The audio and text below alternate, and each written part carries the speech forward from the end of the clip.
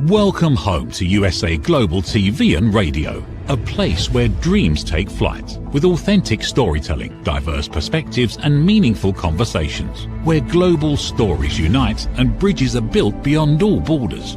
Discover world-class education, entertainment, hope and inspiration. Together, we're building bridges worldwide. Subscribe to our channel, USA Global TV. Download our app, USA Global TV. Be our guest or join our team. Visit usaglobaltv.com. Thanks to our founder and executive producer, Dr. Jacqueline Kerbeck. Music score by Yeffy Tang from Cloud Road Music. Voiceover artist Mike Porter. Creative direction by Paul Garcia. USA Global TV and Radio, your home for global connection. All rights reserved. This video and its contents are the exclusive property of USA Global TV and Radio. Unauthorized use, duplication or redistribution in any form is strictly prohibited.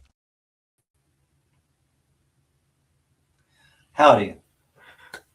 If somebody asked you, how would you describe yourself? Do you have one or two or three words that say, that's me? Well, today we have a guest, Tanya Hulett, who has three words that describe her well, and she's very proud of them. And we're going to bring Tanya up here on stage and have a discussion about alignment and healing and a lot of other topics. So, Tanya, please join me.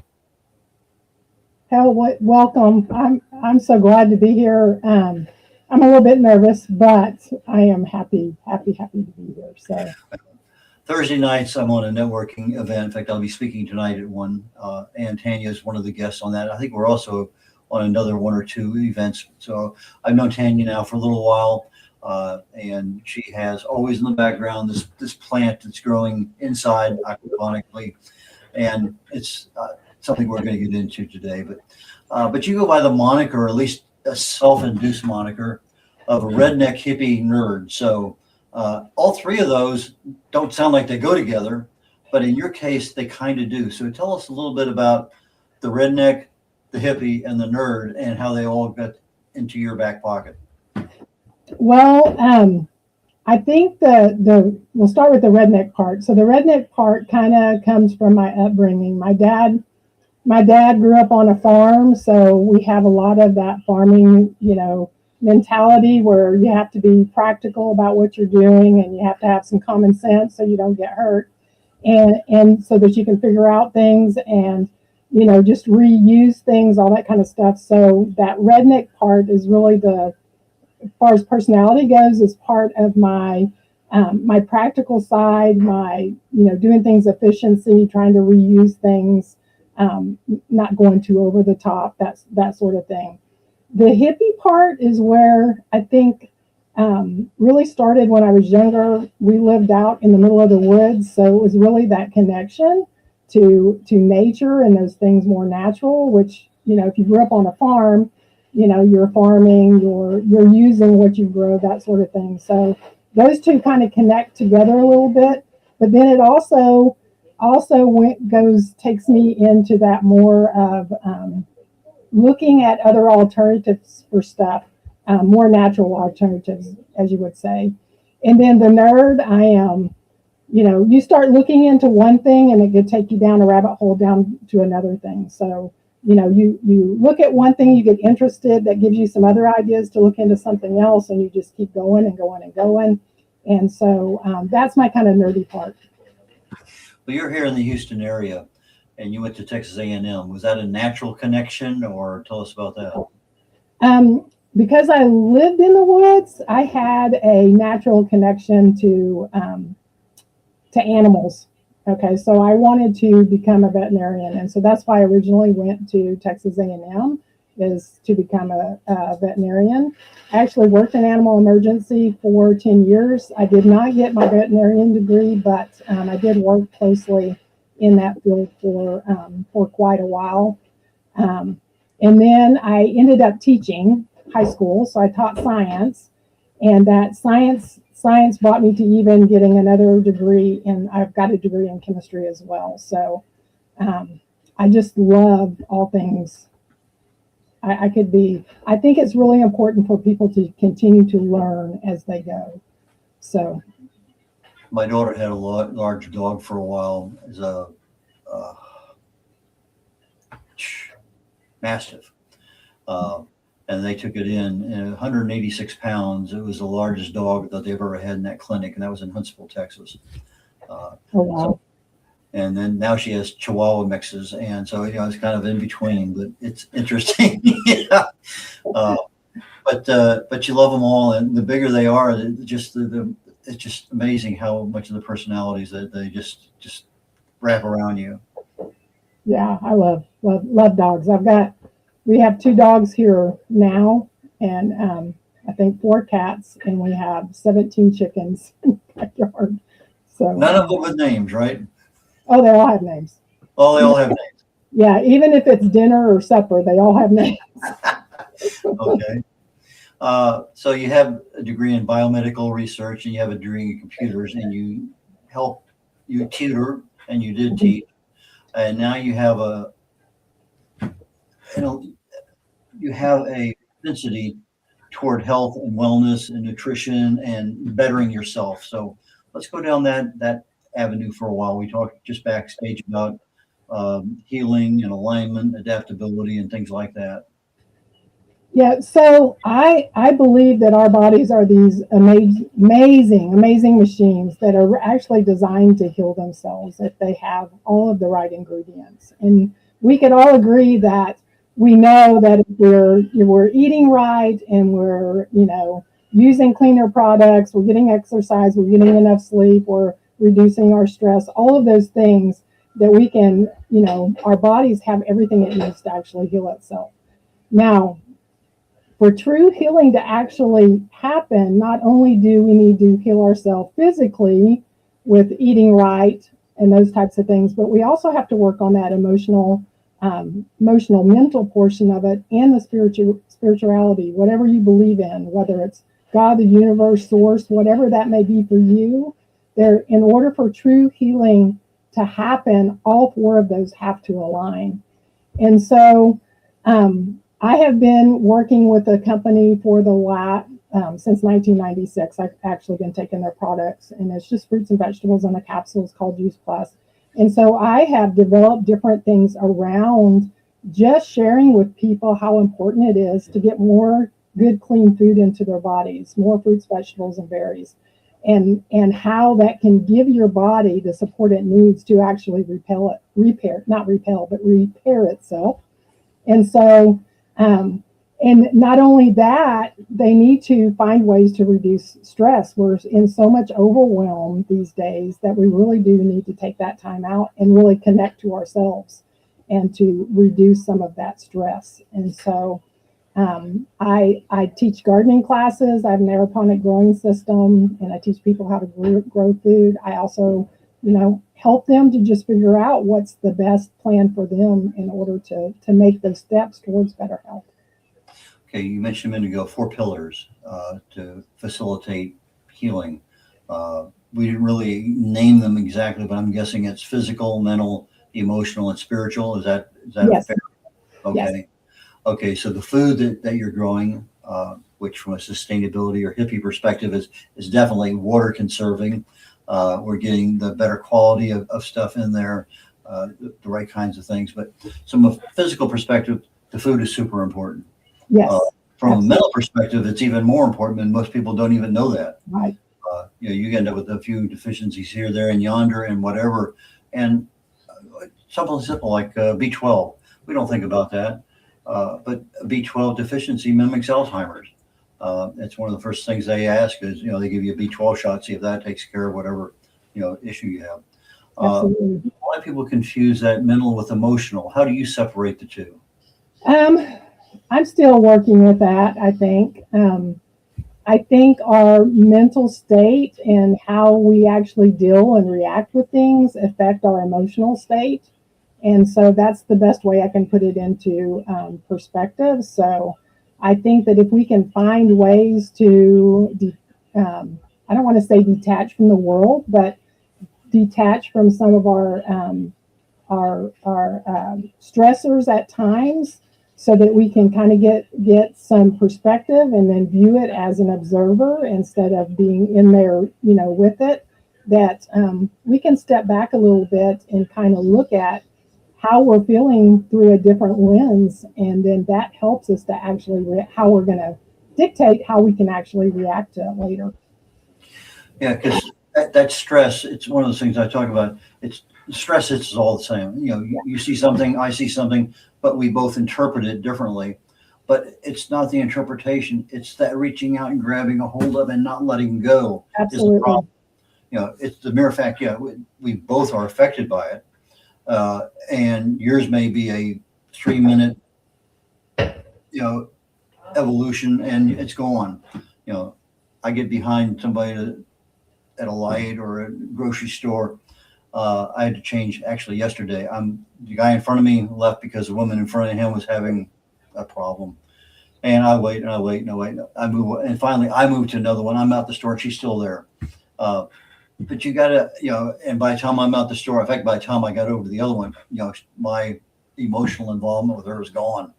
But we have to realize that, yeah, we see things, we think things, we analyze things, but sometimes you know, it's like our president, love him or leave him. People have, it's almost impossible not to have a neutral thought. And so there are some things in our lives, like dogs. I mean, these are the most lovable things in the world. You know, they're loyal, honest. I mean, just no matter what happens in their lives, 5 minutes later, they're back at you. And no matter what you shouted at them, they're back loving you. It's just like, that's kind of the way we need to be, but we're not. We just don't have that natural adaptability. But you do. It can be trained.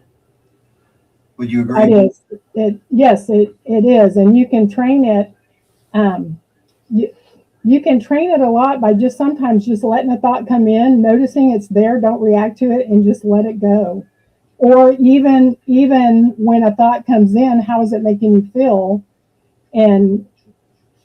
Or when you're having a conversation with other people, not to even, everybody judges. Okay, so we judge, do I want to wear that purple shirt or that purple shirt today? Like, I'm fixing to dye my hair again. Do I want that shade of purple or do I want that shade of purple? So everybody's judging, but it's what you're doing with that judgment. You have to kind of discern, is that feeding you? Are you resonating with that in a good way, or are you resonating with that in a bad way? And if you're resonating with that in a bad way, then that's where you need to either set up some sort of boundaries to get yourself out of that, or just let it go into one ear and go out the other and say, that's not mine. That's totally them. That's not me. And then kind of move out of that stress. But as a person, I like to get people together so that we can actually sit down in a safe place where it is non-judgmental, that we can discuss different topics, try different methods on how to reduce stress, and just share those ideas and have it be okay that what you're saying right now, I totally don't agree with, but that's okay. It's okay for us not to agree and not to all resonate the same way, but we've got to find those people that do resonate with us. And the ones that are kind of on the line that don't know whether they do or not, you know, we need to give them a chance, and they need to give us a chance to see if there's something that we can't help them with to actually help them reduce their stress, or to feel like they're being seen or heard. Because that's what a lot of people need. They just need to be seen and heard. You know, when I was a little kid, my mom used to tell me and all my brothers and sisters, if you can't say something nice about somebody, don't say anything at all. Right. That's kind of been the way I've grown up. You just, don't particularly care for that particular opinion, but I'm not going to say anything. That's just, but I don't need to get emotionally involved in it. I noticed you used purple more than about 14 times during that last conversation. So I'm guessing you're not Irish, otherwise it would be green. Well, I am Irish, but I did do green in my hair, and it does not fade out well with my grays. So I stopped with the green and purple. If you ever see my business cards, or even when you hit the connect me button, you'll see me in purple hair. Usually my hair's been purple probably for over 10 years now. But I just got back from vacation and did a lot of swimming, so it's not so purple now. But that's kind of part of my brand. I can go to downtown Houston to a networking thing, and somebody will know exactly who I am walking behind me because of my hair. So It's kind of part of my brand. Yeah, when I allow a couple to grow in, I call them platinum blonde. Yeah, mine are pretty. You can't tell it in this light, but mine are pretty metallic gray. So you earn those, so you might as well show them off. My daughter-in-law was doing blue for a long time, but I guess since she's had our great-grandson, she's pretty much not so much into the blue anymore, but maybe it'll come back. I don't know. But you started a business. Why did you all of a sudden decide to be an entrepreneur? I think my grandmother was an entrepreneur, and I think I got that gene from her. So my grandmother on my mom's side, who is Irish, by the way, is a Shannon. My grandma Shannon, she had she opened one of the first bakeries in her town. She had a restaurant. She had the largest seashell collection in the state of South Dakota. She had, she just had one business after another. And I think spending the summers with her and actually seeing what she was doing in her business, kind of inbred some of that, helping the community, doing things in the community, being active, that sort of thing. So, I love my grandma. What have you found difficult about starting up something you haven't done before? What are those things that are really gnawing at you? I think confidence has been one of those things. You're always like, it's something new. What are people going to think? That sort of thing. But I think as I get older, because I still don't really know what I want to do when I grow up. As I get older, what I'm realizing is that it's the alignment. So not even alignment with yourself, with healing, but even alignment in your business. That most entrepreneurs that are starting not a franchise, but starting their own business, they are the face of their business. They are the brand. And so when you start thinking about that, if your brand is not aligned with what your goals and your mission and your vision is for your actual business, then it makes it hard for you to take those steps that you need to take to get everything aligned so that you can actually move forward. Because if you know what you want, it makes it real easy to know what the next step is. But if you're still struggling with that, then it makes it harder to take those steps, and it makes it harder for you to actually move forward and be more successful. So I think that's what the big struggle is really that alignment in the business as well. And so this Redneck Hippie Nerd thing has been following me for a while, and I originally joined one of our local chambers, and I was going to introduce myself as the Redneck Hippie Nerd. Now I'm in this chamber because of my tower gardens and the Juice Plus products, so that's what I promote when I'm there with them. And they weren't going to allow me to introduce myself as the Redneck Hippie Nerd. They did not want me to say redneck. And so that kind of pushed me back a little bit, because I'm going to write a book one day, because I have all these funny stories, Redneck Hippie Nerd stories, that I'm going to start sharing with people. And so that threw my alignment off. So it's always trying to figure out, how can I do all of these things I do and kind of get them under one umbrella? So the Redneck Hippie Nerd really does it for me, because it takes all my practicality, growing things, kind of being inventive about what I do, putting it in that natural lane, the hippie lane, which is kind of out there and does, things on the spiritual side. I do drum circles, sound bowls. We do all kinds of different things here. And then bring in that nerd part where I can tie all the science back to it and actually connect them back together.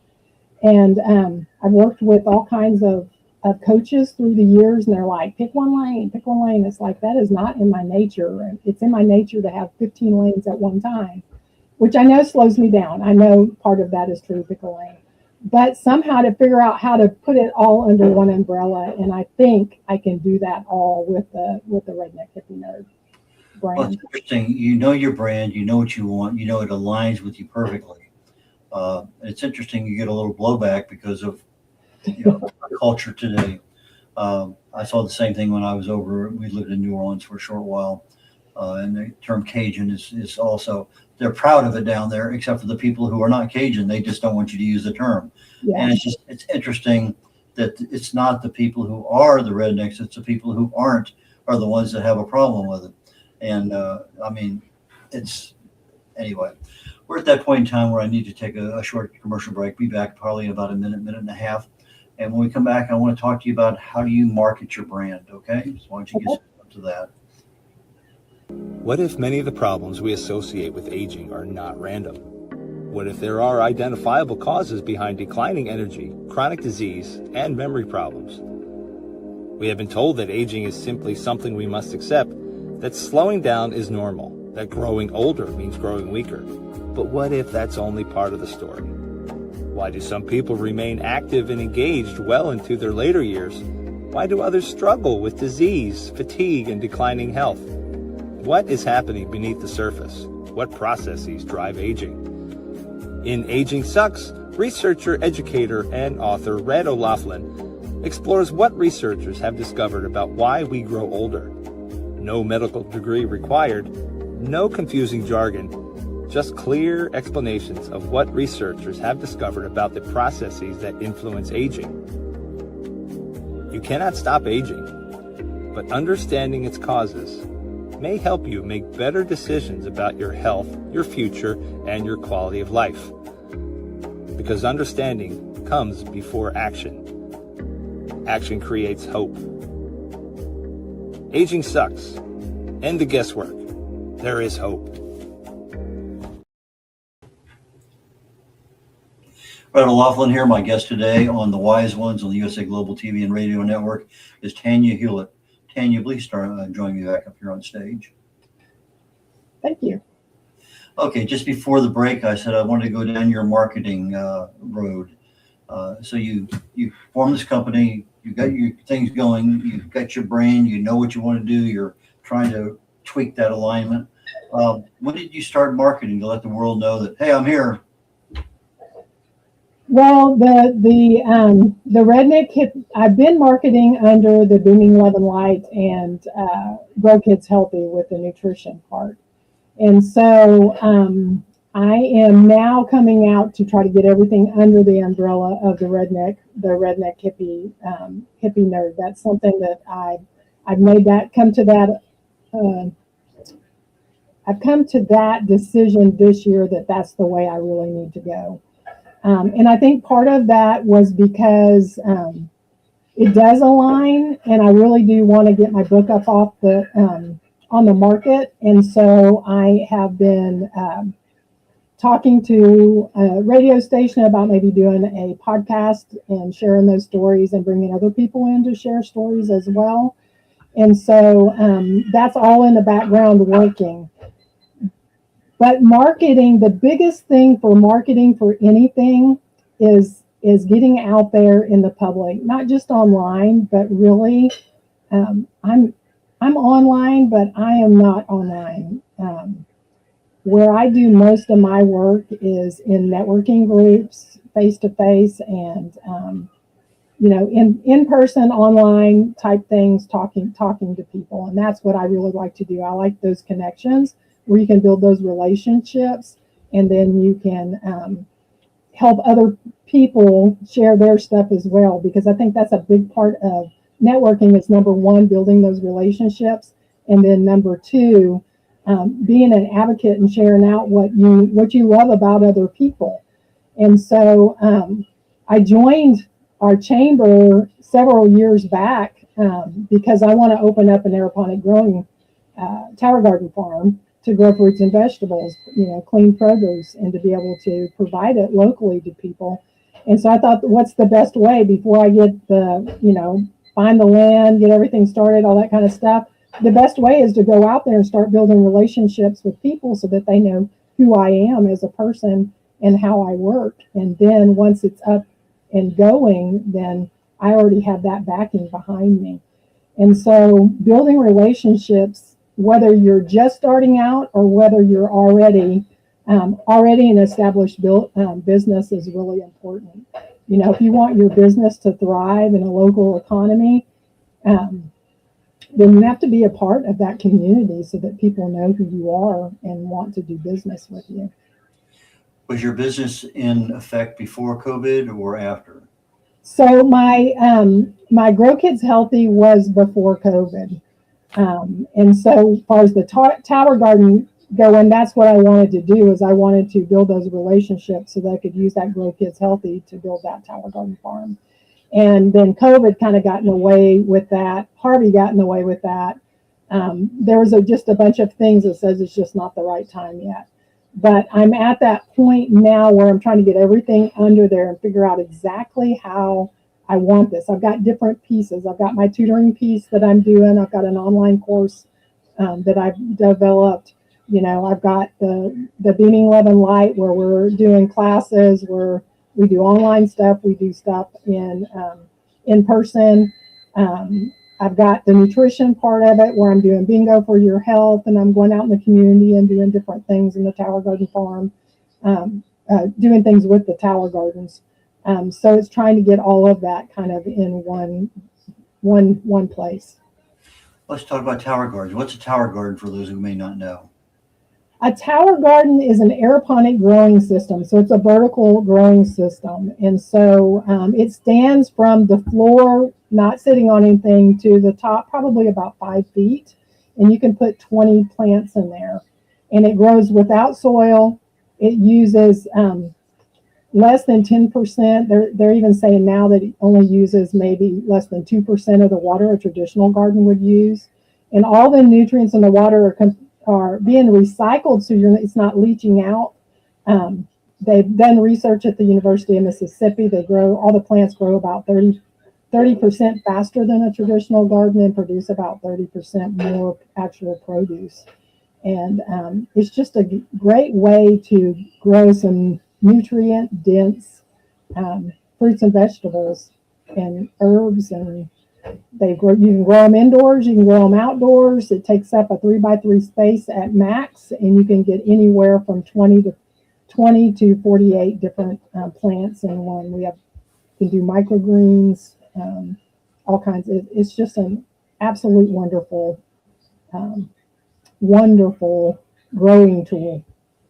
Okay, so you have a little frame, and this frame has no dirt in it, but it has little places to plant plants that the roots go down into water. So you have a water that's circulating through there. Mm-hmm. And you also add whatever, I'm going to call them nutrients rather than fertilizer. So there's nutrients that, maybe tomatoes use, that avocados, or not avocados, that squash or something else.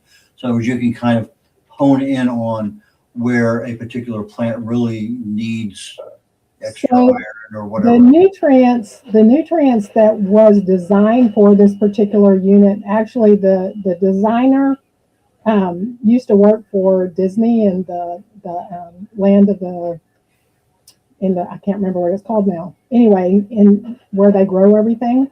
And they paired with NASA to actually develop the nutrients that go into it. So it's in a broad spectrum nutrient for plants.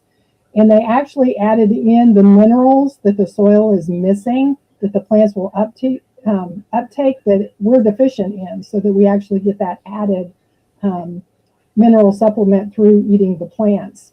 And I think part of that was because they wanted to do some actual growing up in space, and so they needed something that was broad spectrum for most of the plants, so that the astronauts could get good nutrients. So I had one of the prototypes before they came out on the market, and I tried a bunch of different things, and really honestly the nutrients that we sell that go with it, it's affordable, and it was designed for our unit. So it pretty much works the best from what I found. Let's assume it's inside. Do you have the light on 24/7?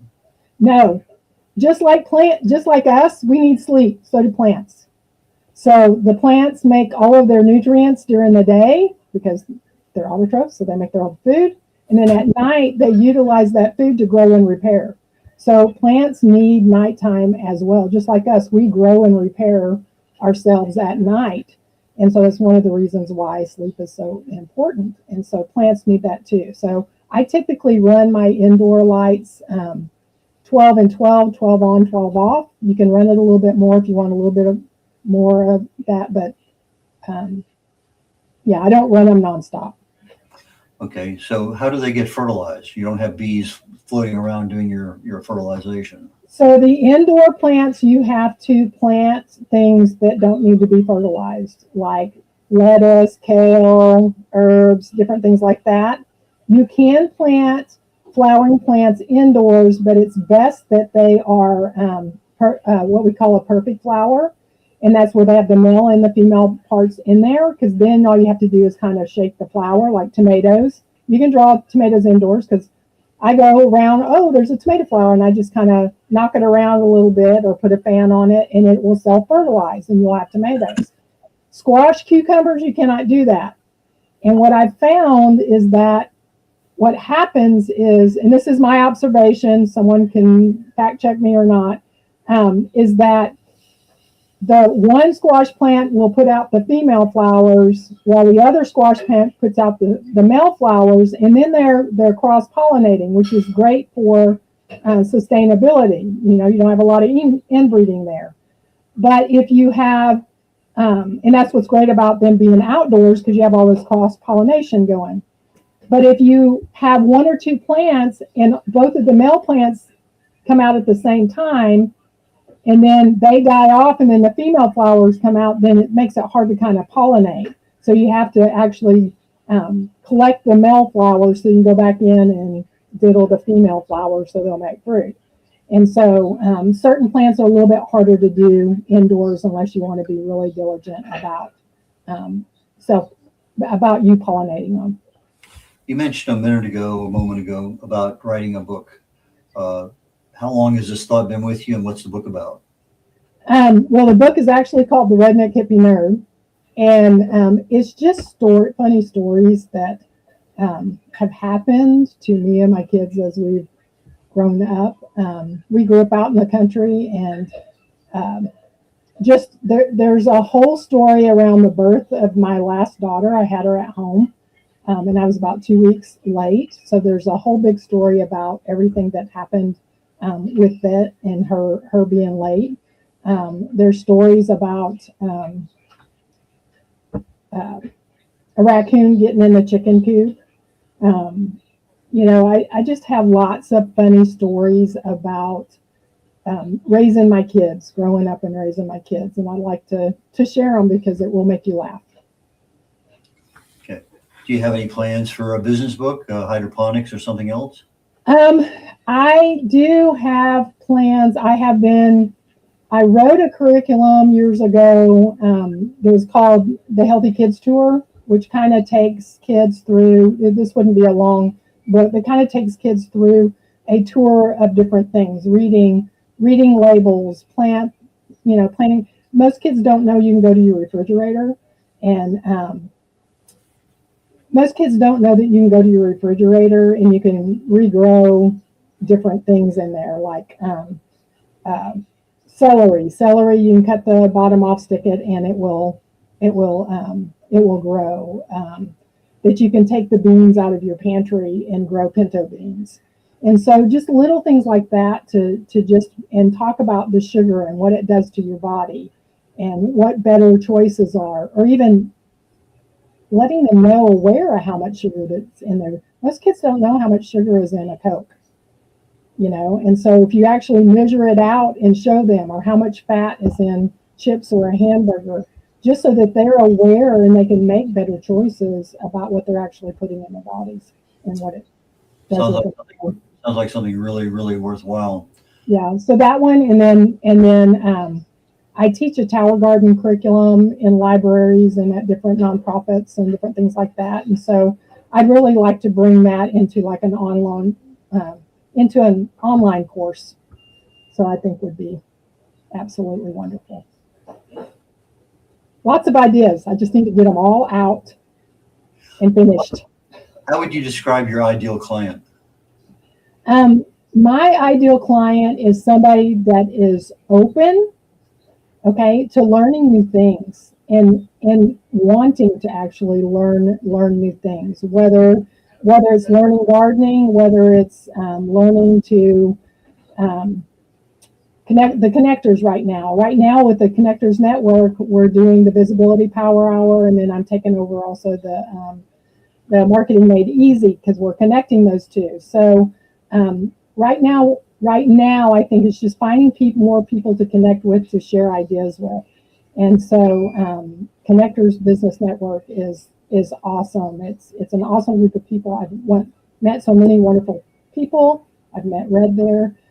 So really anybody that's open to new ideas, that's pretty much who I'm hoping to connect with and want to learn. How do people get in touch with you, Tanya? So you can find me at tanyahulett.com/connect. If you fill in that information there, I will send you an email or a text, and I can share with you the different events that we're doing, whether it's nutrition, whether it's, do you want to join us for a drum circle? We do meditation sometimes online. So if you're interested in connectors, just let me know what you're interested in, and we can get you connected, because that's what I love to do. Is I love to connect people to ideas and connect the dots between ideas so that everybody knows how they work, and so we share stories and have fun. I love people. Okay, so your alignment's going to continue, so you can start getting your brand out there and expanding not only your physical network, but your digital network too here in the near future. That's a fair statement? Yes, absolutely. So, Tanya, for our audience that will join us later on this afternoon on the audio part, because we're all live TV, is Tanya, Tanya, Hulett, HULETT.com/connect. So Tanya Hulett, HULETT.com. Tanya, I had a wonderful time today. I look forward to you tonight. I get to do a presentation on the Connectors Business Network. And what am I talking about tonight? I'm talking about trust, basically about trust. Trust. Why do some people trust you and others don't? That's the short version of my slide. Says trust is a decision. So I got my slides ready for tonight. But anyway, Tanya, thank you so very, very much. I really and truly enjoyed our time today, and I look forward to connecting with you later on, especially tonight. Yeah, thank you for having me. Thank you. I know. That was Tanya Hulett. We're on the Wise Ones on the USA Global TV and Radio Network. And before I sign off, I want to remind everyone, if you're watching us today on YouTube and you're not a subscriber, please very seriously consider being one. We'd love to have you. We are found on 2 different channels on YouTube, the USA Global TV and Radio Network, and also on the Dr. Jacqueline Kerbeck. So those are the 2 that we would appreciate you signing up for. In about 25 minutes, my show Talking Heads is coming up. And today I'm talking about inflammation. Why does inflammation cause aging to spiral out of control? Inflammation is one of those damaging parts of the body that just kind of goes across every spectrum. So that's my primary focus today. And so Red O'Laughlin, I'm getting ready to sign off, and I look forward to next week or even here just in a few minutes. So take care, y'all. Bye now.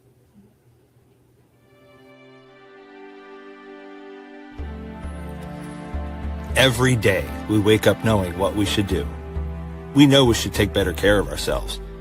We know we should have the difficult conversation. We know we should stop making excuses. We know we should invest in our future. We also know we should take the first step. So why don't we? It's not because we aren't smart enough. It's not because we don't have enough information. And it's certainly not because we don't care. We live in a world overflowing with knowledge. Books, podcasts, videos, courses, experts, even artificial intelligence. We have more access to information than any generation before us. Yet so many of us are still waiting for the right time, waiting to feel ready, waiting until tomorrow. But tomorrow becomes next week becomes next year, and before you know it, another opportunity has passed us by. The truth is, knowing has never been the finish line. It's only the starting line. Our lives don't change because we know more. Our businesses don't grow because we know more. Our relationships don't improve because we know more. And our health doesn't transform because we know more. Everything changes when we act. When we choose courage over comfort, progress over perfection, action over intention. The question isn't, what else do we need to know? The question is, what are we going to do with what we already know? Stop. Why Knowing Isn't Enough by Dr. Jacqueline Kerbeck. Because knowing opens the door. Action changes your life. Available September 2026.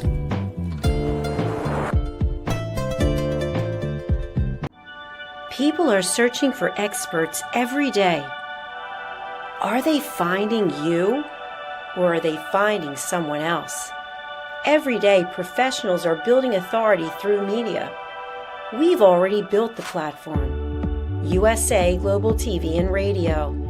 Over 14,000 shows streamed to over 60 countries. This isn't about becoming famous. It's about leverage, visibility, credibility, opportunity. One interview, one conversation, one show, repurposed into content, connection, and business growth. Most people assume hosting a TV show requires a studio, a production team, and a massive budget. Our television packages begin at $1,500 US per month. Professional production, global distribution, replay visibility, built for voices with something to say. I'm Dr. Jacqueline Kerbeck, and if this resonates with you, we should talk. USA Global TV and Radio, all rights reserved. Contact us at info@usaglobaltv.com. Thank you, viewers and listeners of USA Global TV and Radio, for joining us today. We're honoured to have your time and attention as part of our global community. At USA Global TV and Radio, we believe in the power of authentic conversations, meaningful connections, and creating a world of possibilities together. Want to be part of something bigger? Join our team of elevated listeners at usaglobaltv.com, a space where your voice matters and your ability to listen transforms relationships. Stay connected with us across all our platforms for thought-provoking discussions, expert insights, and empowering stories. Subscribe to our channels at youtube.com/c/USA Global TV. Follow us on social media and explore the endless opportunities we're creating for growth, learning, and inspiration. Together, we're not just broadcasting, we're building bridges and changing lives one conversation at a time. For inquiries, contact us at info@usaglobaltv.com. Produced by Executive Producer and Director Dr. Jacqueline Kerbeck. Voiceover by Mike Porter. Creative direction by Paul Garcia. All rights reserved. Visit usaglobaltv.com to view our full terms and conditions.